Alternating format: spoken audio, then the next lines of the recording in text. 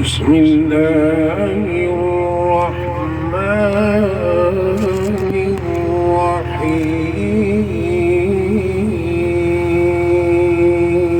الرحيم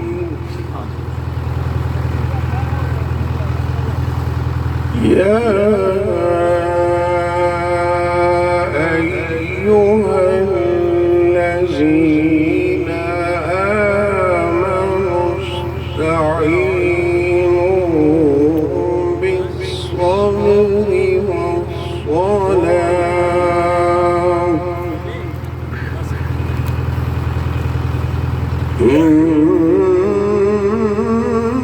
إن الله مع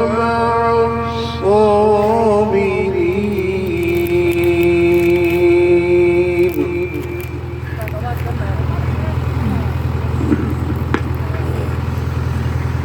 يا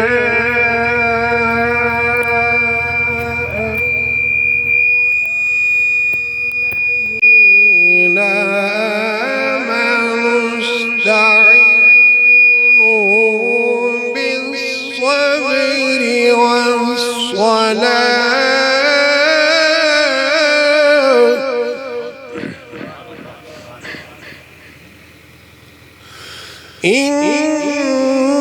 إن الله مع الصابرين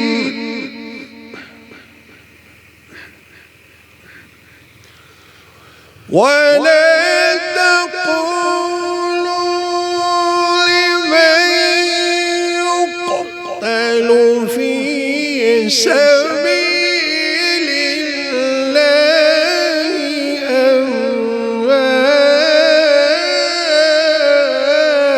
أموات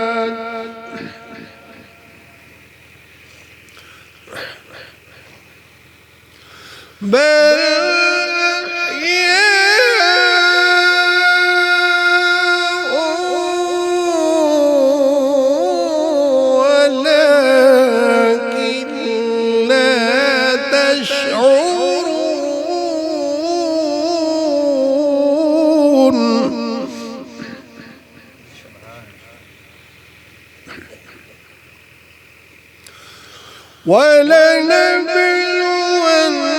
ولنبلونكم بشيء من الخوف والجوع ونقص من الأموال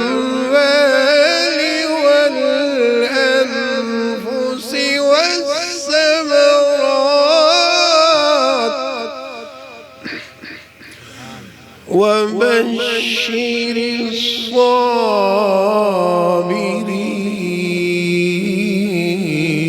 الصابرين الذين إذا أصابتهم مصيبة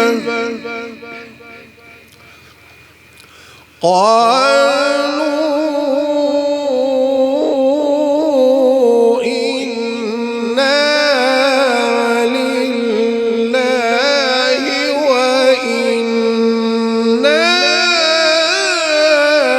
إليه راجعون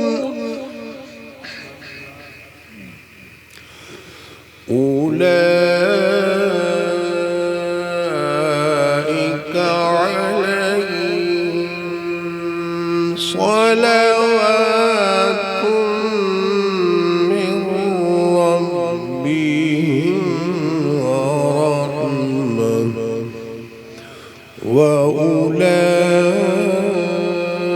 وأولئك هم المهتدون صدق الله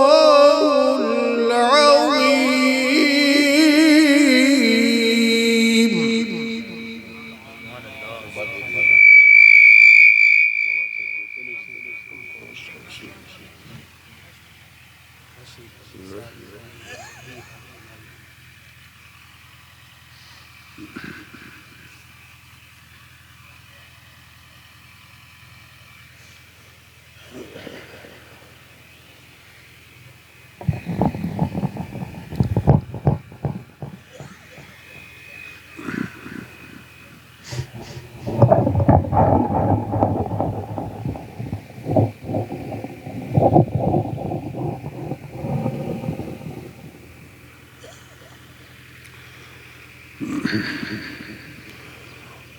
میری آواز کے ساتھ اپنی آواز ملا کے اور تصور ہی تصور میں خیالوں میں سبحان اللہ ابھی کتنا مبارک وقت ہے، مبارک مہینہ ہے، اور سال کے اس مبارک مہینے کے علاوہ جو دن ہوتے ہیں نا، تو عصر اور مغرب کا جو وقت ہوتا ہے نا، بڑا اہم وقت ہوتا ہے، بڑا قیمتی وقت آتا ہے۔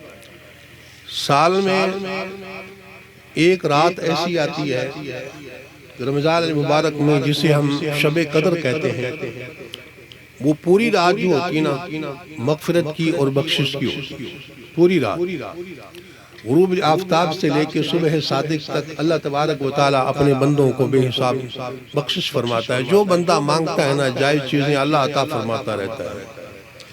اور پھر جمعہ کا مبارک دن، ہفتے میں ایک دن جمعہ کا، جب امام خطبہ اور دعا کے بیچ کا جو وقت ہوتا ہے نا، اس میں بھی ایک لمحہ ایسا آتا ہے کہ بندہ جو کچھ اللہ سے مانگتا ہے تو اللہ عطا فرماتا ہے۔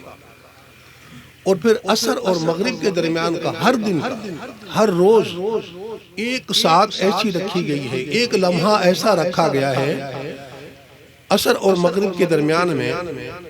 اللہ والے جتنے بھی ہوا کرتے تھے نا، اولیاء کرام، اللہ کے نیک بندے صالحین، وہ عصر اور مغرب کے درمیان میں مراقبے میں بیٹھا کرتے تھے۔ کیسے؟ مراقبہ کہتے ہیں۔ ابھی نا یہ مسئلہ ختم ہو گیا، وہ بس ٹھیک ہے، جیسا جس کی جچے من میں آیا ویسے کہتا ہے، کوئی پریکٹیکل نہیں کروا رہا، کوئی اپنے مریدوں کو بیٹھا کر اس منزل کو طے نہیں کروا رہا ہے، کوئی مشقت نہیں کروا رہا ہے، کوئی تکلیف میں نہیں ڈال رہا ہے۔ دیکھو بغیر مشقت کے، بغیر مصیبت کے، بغیر تکلیف کے کوئی چیز ملنے والی نہیں۔ آپ کو یاد ہونا چاہیے جنگ خندق کا موقع ہے، جنگ خندق کا موقع ہے۔ میرے آقا کریم صلی اللہ علیہ وسلم بنفس نفیس اس خندق کی کھدائی فرماتے۔ خندق کہتے ہیں کھائی کو، خود پھاوڑا ہاتھ میں لے کے مضبوط پتھر جو بہادر بڑے سے بڑا پہلوان نہیں توڑ سکتا، اسے میرے آقا کریم صلی اللہ علیہ وسلم اپنے مقدس ہاتھوں سے توڑ رہے ہیں۔ عرض یہ کرنے کا مقصد ہے، اگر یہی مقصد ہوتا نا پیری مریدی کا کہ پیر صاحب شریف دعوتیں کھاتے جاؤ اور مرید صاحب دعوتیں کھلاتے جائیں اور اپنے مریدوں کو مشقت میں نہ ڈالے، تکلیف میں نہ ڈالے، اور پھر وہ مرید کسی مقام تک پہنچ جائے، ایسا نہیں ہو سکتا۔ اگر پھر حضور فرما دے میں تو پیغمبر ہوں، میں تو سید الانبیاء ہوں، مجھے کیا ضرورت ہے پھاوڑا پکڑنے کی، تم ہو نا؟ نہیں، میری اللہ کے رسول صلی اللہ علیہ وسلم خود کھائی میں اترتے ہیں اور اپنے عاشقوں کے ساتھ، اپنے دیوانوں کے ساتھ بھرپور محنت فرما رہے ہیں۔ اسی دوران ایک صحابی آتا ہے، وہ کہتا ہے حضور فاقہ، بھوک شدت کی ہے، بڑی شدت کی بھوک لگی ہوئی ہے، اور میرے دیکھو یا رسول اللہ پیٹ پر فاقے کی وجہ سے پتھر باندھ رکھا ہے، ایک پتھر باندھ رکھا ہے۔ میرے آقا کریم صلی اللہ علیہ وسلم نے اپنا مبارک کرتا اٹھایا، دیوانے دیکھ یہاں پر دو پتھر بندے ہوئے۔